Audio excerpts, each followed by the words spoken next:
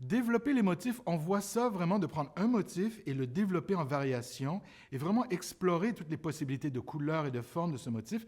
On voit ça vraiment au début des années 60. Et c'est typique d'une façon de procéder des artistes en abstraction. On voit ça avec Mondrian, par exemple. On voit ça avec Kandinsky. Mais on voit ça surtout avec les peintres color field.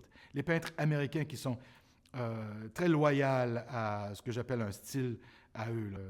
Olitsky, par exemple, ou Kenneth Noland. On peut tout de suite repérer un Kenneth Noland.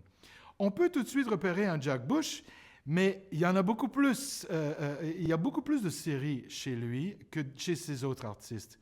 Sash, par exemple, les Sash, qui est un bandeau alentour de la taille, c'est la référence. Il en a 36. Bon, ça nous paraît beaucoup, mais dans le contexte de d'autres artistes avec leur série, c'est très peu avant de s'aventurer dans une autre idée et puis de développer une autre série.